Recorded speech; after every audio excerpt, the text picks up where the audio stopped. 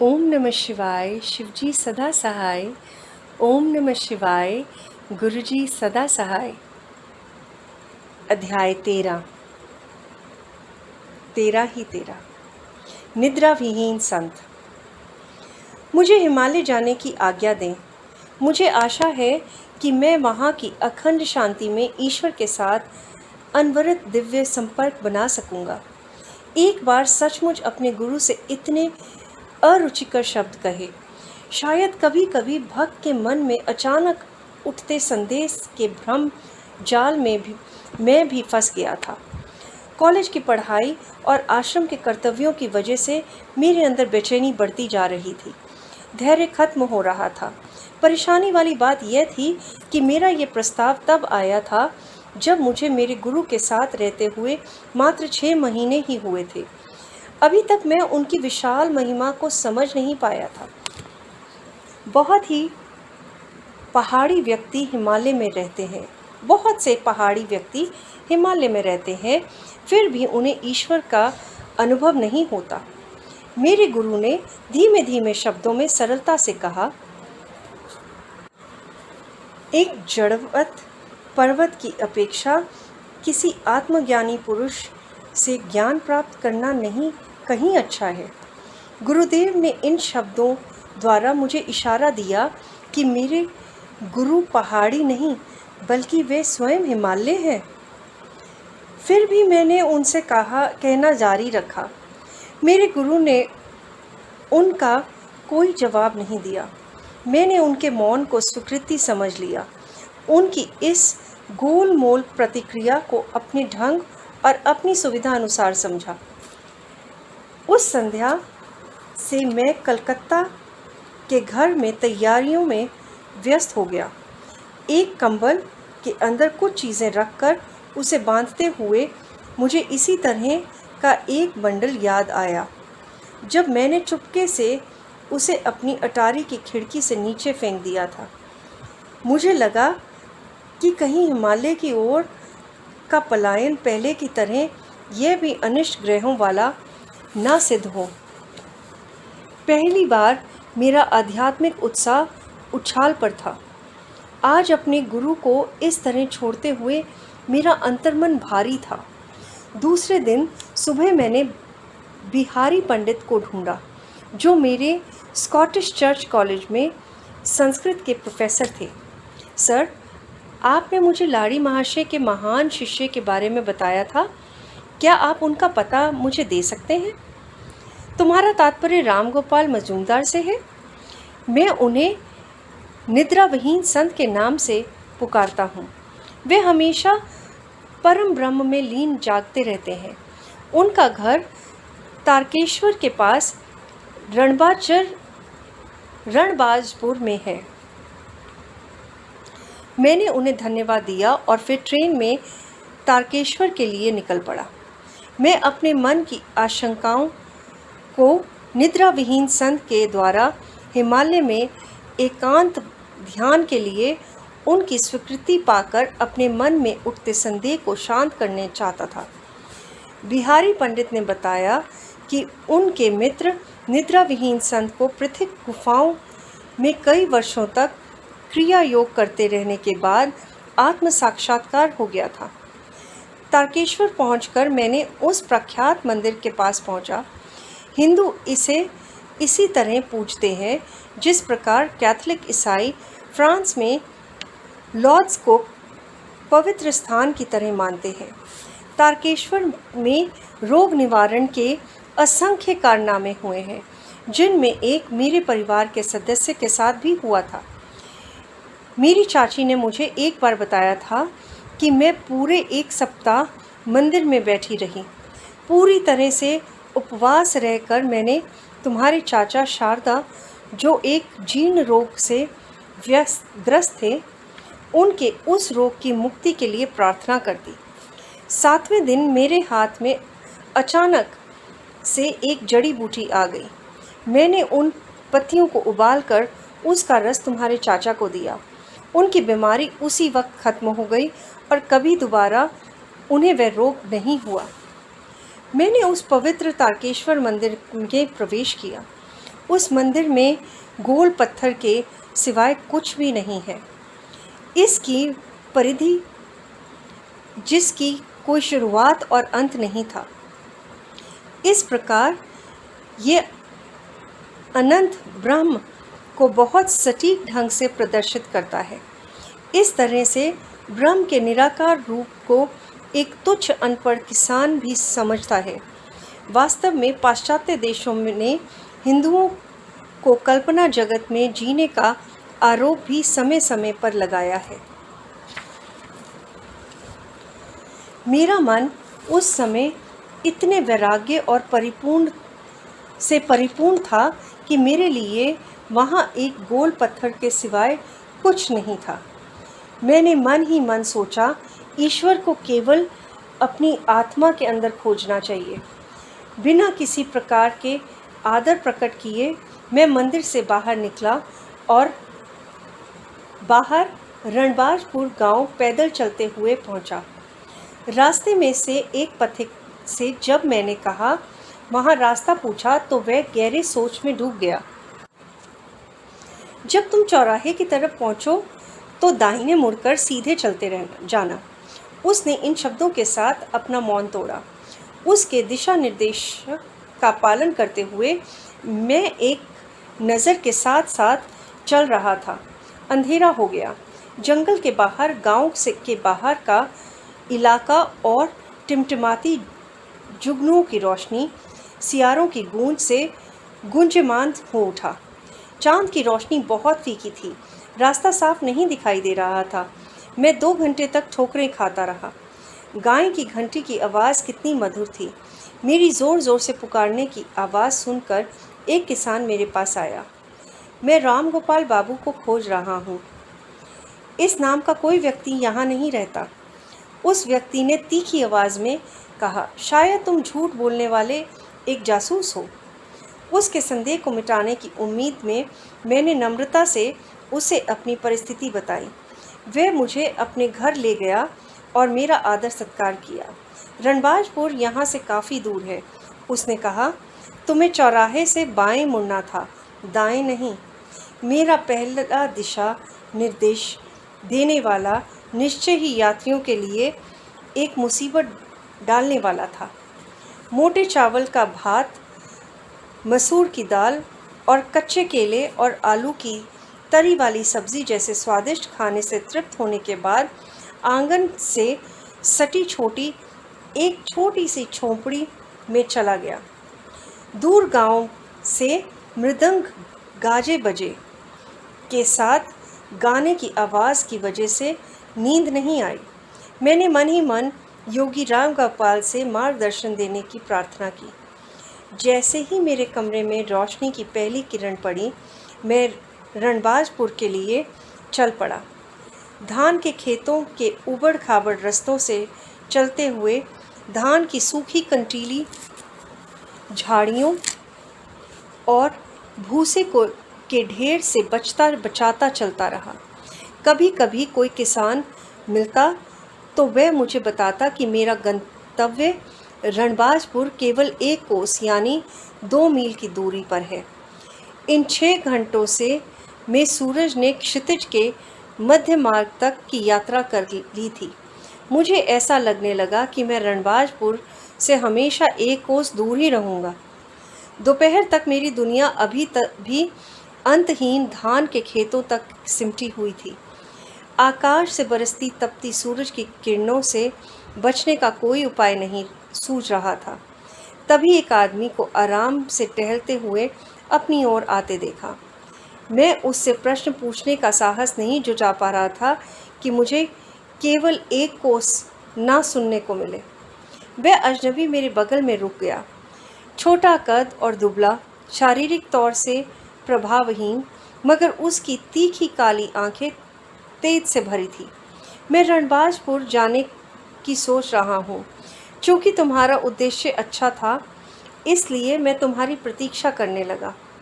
मेरे आश्चर्यचकित चेहरे पर अपनी उंगलियां फेरते हुए बोला, क्या तुम बिना सूचना के अचानक पहुंचकर चतुराई से मुझे पकड़ना चाहते थे? उस प्रोफेसर बिहारी को कोई अधिकार नहीं था कि वह मेरा पता तुम्हें दे। ये जानकर कि गुरु के सामने परिचय देने का कोई अर्थ नहीं है, मैं चुपचाप खड़ा रहा। इस तरह के अभिवादन से मैं दुखी नहीं हुआ। फिर उन्होंने अचानक से कहा, मुझे बताओ, तुम्हारे विचार में भगवान कहाँ है? क्यों? वह मेरे अंदर और सब जगह है। व्याकुलता और संशय निश्चय ही मेरे चेहरे पर साफ दिख रही थी। सर्वव्यापी? हाँ, दबी हंसी में उन्होंने कहा। फिर क्यों युवा महोदय, आपने तारकेश्वर मंदिर में कल अनंत ब्रह्म का स्वरूप गोल पत्थर के सामने तुमने सिर नहीं झुकाया? तुम्हारे उस अभिमान के कारण ही उस पथिक ने चौराहे से में बाएं और दाएं को अनदेखा किया। तुम्हें यह एक प्रकार की सज़ा थी। आज भी तुम्हें काफ़ी मुसीबतें झेलनी पड़ी।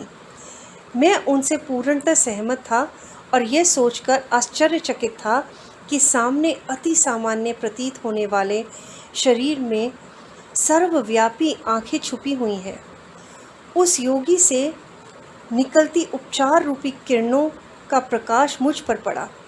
मैं उस तपते खेत के बीच में ही स्वयं में एक ताजगी का अनुभव करने लगा।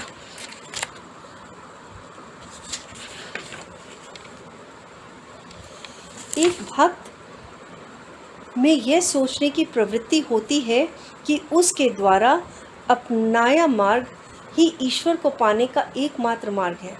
उन्होंने कहा, योग जिसके द्वारा अपने अंदर दिव्य ईश्वर मिल जाता है, वह सबसे सर्वोच्च मार्ग है। ऐसा लाड़ी महाशय ने मुझे बताया, लेकिन अपने अंदर ईश्वर को खोजने के बाद शीघ्र ही हमें उसकी अनुभूति बाहर भी होती है। तारकेश्वर के पवित्र मंदिर में और अन्यत्र भी लोग उन्हें आध्यात्मिक शक्ति का केंद्र मानकर उसकी श्रद्धा करते हैं, और ऐसा करना एकदम सही है। संत का आलोचनात्मक रुख गायब हो गया था। उनकी आंखें करुणामय और सौम्य हो गई थीं। उन्होंने मेरा कंधा थपथपाया। युवा योगी, मैं देख रहा हूँ कि तुम अपने गुरु से भाग रहे हो। उनके पास वह सब कुछ है जिसकी तुम्हें ज़रूरत है। तुम्हें उनके पास लौट जाना चाहिए। पर्वत तुम्हारे गुरु नहीं हो सकते। राम गोपाल जी उन्हीं विचारों को दोहरा रहे थे जिन्हें श्री युक्तेश्वर जी ने मुझसे प्रकट किया था। मास्टर अपना निवास चुनने में स्वतंत्र है। ये ऐसा कोई विधान नहीं है कि उन्हें अमुक जगह भी रहना है।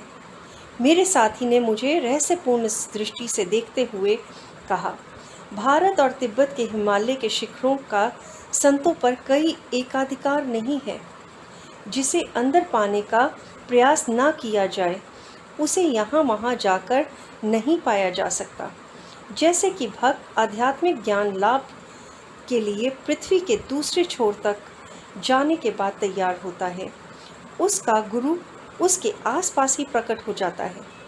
मन ही मन मैं इस बात पर सहमत हो गया। अपनी बनारस की प्रार्थना को याद करते हुए, जिसके बाद मैं अपने गुरु युक्तेश्वर जी से भीड़ भाड़ वाली संकरी गली में मिला था। क्या तुम अपने लिए एक छोटे से कमरे की व्यवस्था कर सकते हो जहां तुम एकांत में रह सको? हाँ, मैंने मन ही मन सोचा कि यह संत सामान्य बात करते करते फौरन किसी विषय विशेष पर आ जाते हैं। तो वह तुम्हारी गुफा है।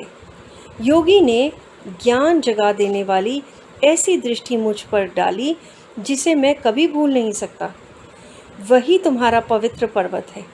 वही तुम अपने ईश्वर को साम्राज्य पाओगे। उनके इन सरल शब्दों ने जीवन भर मेरे मन में बैठी हिमालय के प्रति आसक्ति पूर्ण रूप से समाप्त कर दी। धान के खेत के तपते मैदान में मैं पर्वतों और अनंत बर्फ के स्वप्न में जाग गया। युवा महोदय, तुम्हारी ईश्वर के लिए इतनी प्यास प्रशंसनीय है। मैं तुम्हारे प्रति बहुत प्रेम महसूस कर रहा हूँ। राम गोपाल जी ने मेरा हाथ पकड़ा और मुझे एक अजीब सी कुटिया में ले गए। वहाँ के घर नारियल की पत्तियों से ढके हुए थे। संत महाराज जी ने मुझे अपनी छोटी सी कुटिया में बांस के उस प्लेटफॉर्म में के ऊपर बिठाया। मुझे नींबू और शरबत और मिश्री का एक टुकड़ा दिया। वे अपने बरामदे में घुसे और पद्मासन लगाकर ध्यान में बैठ गए। 4 घंटे उपरांत मैंने ध्यान में डूबी आंखें खोली और देखा कि चंद्रमा के प्रकाश में योगी राज की मूर्ति निश्चल थी। जब मैं अपने पेट को कढ़ाई से कह रहा था कि मनुष्य केवल रोटी पर ही जीवित नहीं रहता, तभी रामगोपाल मेरे पास आकर बोले, मैं देख रहा हूँ तुम भूख से व्याकुल हो। शीघ्र ही भोजन तैयार हो जाएगा। बरामदे में मिट्टी का चूल्हा जला हुआ है। केवल केले के बड़े बड़े पत्तों में शीघ्र ही भात और दाल परोसा गया। मेरे उनको भोजन तैयारी में सहायता के आग्रह को उन्होंने नम्रता से अस्वीकार किया। अतिथि भगवान है, यह हिंदू लोकोक्ति का भारत में अनादिकाल से श्रद्धापूर्वक पालन किया जाता रहा है। बाद में मेरे विश्व भ्रमण के दौरान मैंने देखा कि आगंतुक के लिए वहाँ भी किसी प्रकार का आदर कई देशों के गांवों में पाया जाता है। शहर के लोगों में असंख्य अनजाने लोगों के कारण उनके प्रति अतिथि सेवा का भाव नहीं है। लोगों की भीड़ का वहाँ होने की ऐसी स्थिति का संभावना बहुत क्षीण थी। जब मैं पालथी मारकर योगी जी के बगल में बैठा हुआ था, हल्की रोशनी से में ये कमरा बहुत रहस्यमय लग रहा था। राम गोपाल जी ने कुछ फटे कंबलों को फर्श पर मेरे बिस्तर बनाने के लिए बिछाया और स्वयं एक बांस की चटाई पर बैठ गए। उनके आध्यात्मिक आकर्षण से प्रभावित मैंने एक प्रार्थना उनसे की, महाशय, आप मुझे समाधि क्यों नहीं दे देते? प्रिय वत्स, मुझे तुम्हारा ईश्वर से संपर्क कराने में अति प्रसन्नता होगी, लेकिन मुझे इसका अधिकार नहीं है। संत ने मुझे आधी खुली आंखों से देखा। तुम्हारे गुरु तुम्हें शीघ्र ही इसका अनुभव कराएंगे। तुम्हारा शरीर अभी इसके लिए तैयार नहीं है। जिस प्रकार एक छोटा लैंप बहुत अधिक शक्ति वाले बिजली के वोल्ट को सहन नहीं कर सकता, इसी प्रकार तुम्हारी नाड़ियाँ ऐसे दिव्य तरंगों के लिए तैयार नहीं है। यदि मैं तुम्हें उस अनंत आनंद को अभी दे दूं, तो तुम्हारा शरीर ऐसे जलेगा मानो उसकी हर कोशिका में आग लग गई हो। तुम मुझसे ब्रह्म ज्ञान प्राप्त करना चाहते हो। योगी महाराज सोच में कहते जा रहे थे, जितनी भी कम ध्यान धारणा मैंने की है और जितना नवगण्य मैं हूँ, उसमें मैं स्वयं अचरज में हूँ कि क्या मैं ईश्वर को प्रसन्न करने में सफल रहा हूँ, और अंतिम ज्ञानोदय में ईश्वर मेरा मूल्यांकन कैसे करेगा? महाशय, क्या आप लंबे समय से अपने हृदय में केवल ईश्वर को नहीं खोजते आ रहे हैं? मैंने कुछ खास नहीं किया है। बिहारी ने मेरा जीवन के बारे में कुछ बताया होगा। 20 वर्षों तक मैं निर्जन गुफा में प्रतिदिन 18 घंटे ध्यान में रहता था। फिर मैं और थोड़ी दुर्गम गुफा में जाकर 25 वर्षों तक रहा और योग ध्यान में 20 घंटे तक रहने लगा। मुझे नींद की आवश्यकता नहीं थी, क्योंकि मैं हमेशा ईश्वर के साथ रहता था। मेरा शरीर अति अवचेतना की गहरी और संपूर्ण शांति में ज़्यादा विश्राम में रहता, जबकि सामान्य अवचेतना अवस्था में यह अधूरी शांति और अधूरे विश्राम को पाता। निद्रावस्था में शरीर को, मांसपेशियों को तो आराम मिलता है, मगर हृदय, फेफड़े और संचार प्रणाली अनवरत रूप से काम करती रहती हैं। उन्हें कोई आराम नहीं मिलता। अति अवचेतन अवस्था में आंतरिक अंग पर ब्रह्म की शक्ति की तरंगों की वजह से निष्क्रिय जीवंतता की स्थिति में रहते हैं। इन सब यत्नों से मैंने वर्षों सोने की ज़रूरत नहीं समझी। एक समय आएगा जब तुम्हें भी सोने की आवश्यकता नहीं रहेगी। हे भगवान, आपने इतने लंबे समय तक ध्यान लगाया है, फिर आपको ईश्वर के प्रसन्न होने पर यकीन नहीं है? मैं उनकी तरफ आश्चर्यचकित होते हुए बोला, तो हम जैसे साधारण लोगों का क्या होगा? वत्स, क्या तुम देख नहीं पा रहे हो कि ईश्वर स्वयं से में अनंत है? वे धारणा की 45 वर्षों की ध्यान अवस्था से आप उन्हें पूर्ण रूप से जान सकते हैं। ये एक बेमानी की अपेक्षा रखने के समान है। बाबा जी हमें यह विश्वास तो दिलाते हैं कि छोटे से छोटा ध्यान भी हमें मृत्यु भय और मृत्युपरांत अवस्था में हमारा बचाव करती है। अपना आध्यात्मिक आदर्श इन छोटे पर्वतों को मत मानो, बल्कि निर्गुण ईश्वर प्राप्ति के तारे पर अपना ध्यान केंद्रित करो। यदि तुम अपना कार्य कठिन परिश्रम के साथ करोगे तो अवश्य ही वहाँ पहुँचोगे। इस संभावना से उत्साहित होकर मैंने उनसे कुछ और ज्ञानोपदेश के लिए कहा। उन्होंने अपनी लाड़ी माशा के गुरु बाबा जी के साथ अपनी भेंट की अद्भुत कहानी सुनाई। मध्य रात्रि में वे मौन हो गए और मैं अपने कंबल पर लेट गया।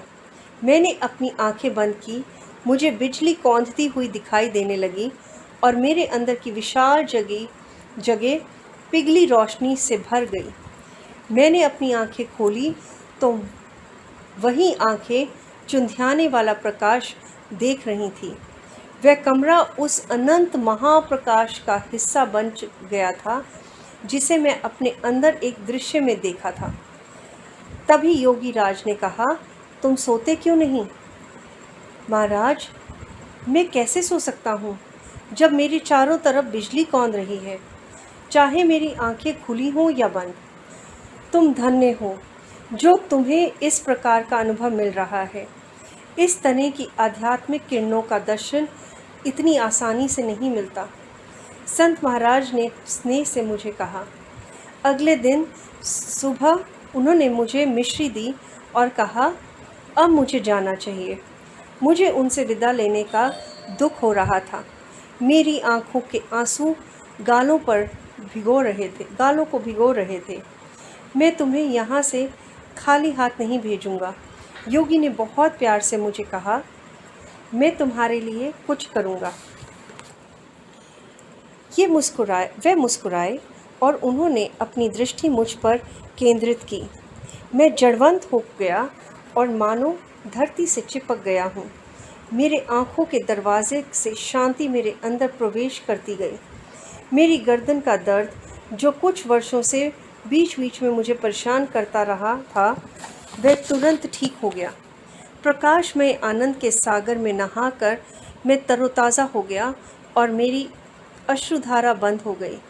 संत चरणों को छूकर जंगल की ओर चला गया। उसके बीच में से रास्ता बनता हुआ कई धान के खेतों से होते हुए आखिर ताकेश्वर पहुंचा। फिर मैं ताकेश्वर के प्रसिद्ध मंदिर में दूसरी बार गया और वहां भगवान के सामने साष्टांग प्रणाम किया। वह गोल पत्थर अब मेरी अंतर्दृष्टि के सामने बड़ा होता चला गया, जब तक ये आकाश पिंड की तरह नहीं बना। उसके वृत्त के अंदर वृत्त क्षेत्र के ऊपर क्षेत्र बनते गए। सभी ईश्वर की आभा से ओत-प्रोत लग रहे थे। 1 घंटे बाद खुशी खुशी कलकत्ता की तरफ जाने वाली ट्रेन में बैठ गया। मेरी यात्राओं का अंत हो गया, मगर